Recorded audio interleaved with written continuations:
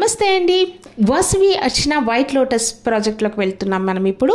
ఇది వచ్చేసి luxury villa plots అండి.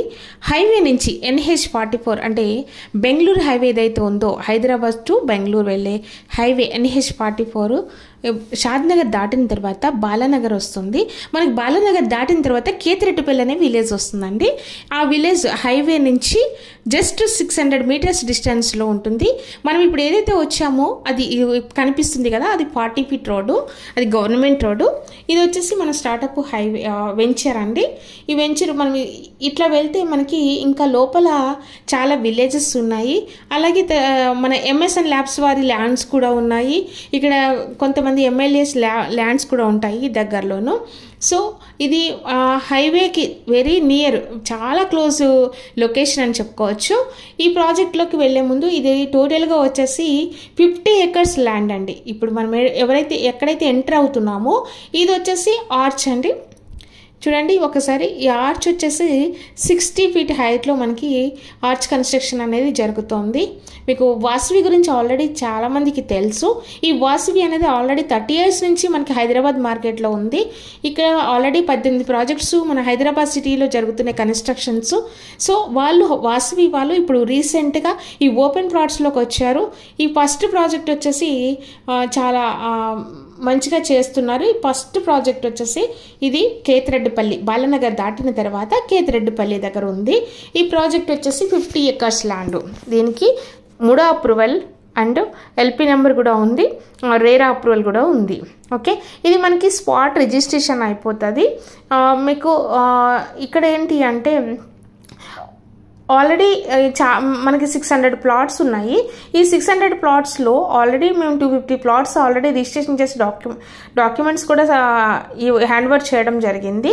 ఇప్పుడు ఇంకా మనకి 400 ప్లాట్స్ అవైలబిలిటీ ఉన్నాయి. సో ఈ ప్లాట్లో మీరు చూడొచ్చు, వెంచర్ని చూడొచ్చు.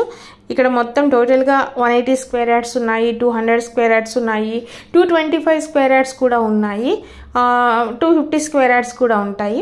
మనకి ప్లాటింగ్ అంతా కూడా ఈస్ట్ వెస్ట్లో ఉన్నదండి. కార్నర్స్ వచ్చి నార్త్ సౌత్ వచ్చినాయి కార్నర్స్కి.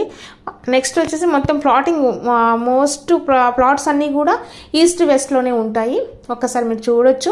ఎవరైనా ఇన్వెస్ట్ చేసుకోవాలి, బెస్ట్ ఇన్వెస్ట్మెంట్ కావాలి అనుకుంటే కనుక ఈ ఏరియాలో ఇన్వెస్ట్ చేసుకోవడం అనేది చాలా, ఎందుకు అంటే మీకు తెలుసు బెంగళూరు హైవే అనేది ఫ్యూచర్లో 12 roads రాబోతున్నాయి. తర్వాత హైవే అనేది పెరుగుతూ ఉంటుంది. అలాగే తర్వాత మనకి ఇక్కడ చెప్పుకోవచ్చు ఇండస్ట్రీస్ పెరుగుతున్నాయి. తర్వాత రీజనల్ రింగ్ రోడ్ రాబోతుంది.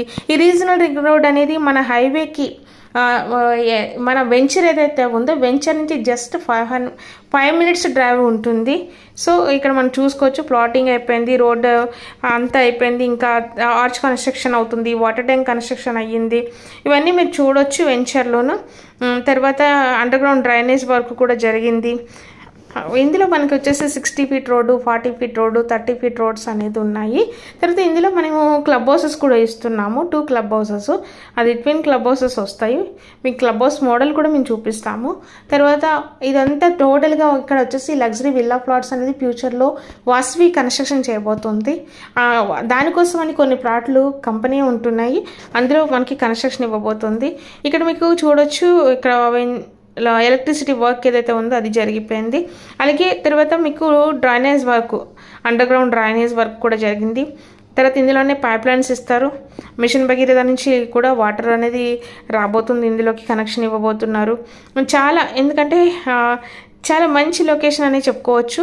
ఇక్కడ మీరు ఇన్వెస్ట్ చేసుకుంటే ఫ్యూచర్లో మీకు మంచి బెనిఫిట్స్ తప్పకుండా వస్తాయి. ఎందుకంటే హైదరాబాద్ రేట్స్ అనేది చాలా పెరుగుతూ ఉన్నాయి.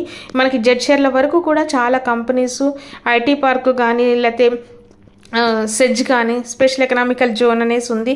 దాని నిండా మనకి అరవిందో కంపెనీస్ అని, తర్వాత సుప్రీం కంపెనీ, చాలా హెడ్రో కంపెనీ, ఇట్లా నెంబర్ ఆఫ్ కంపెనీస్ ఉన్నాయి. సో మీకు తెలుసు నియర్గా కూడా చాలా MSN ల్యాబ్స్కి సంబంధించిన కంపెనీస్ ఉన్నాయి. తర్వాత మనకి డేటా సెంటర్స్ ఉన్నాయి, మైక్రోసాఫ్ట్ డేటా సెంటర్స్ మనకి షాద్నగర్లో ఏరియాలో చూసుకుంటే 3 చోట్ల ఉన్నాయి. అలాగే మనకి యూనివర్సిటీస్ ఉన్నాయి. ఎడ్యుకేషన్ పరంగా అయితే ఇక్కడ చాలా నియర్గా యూనివర్సిటీ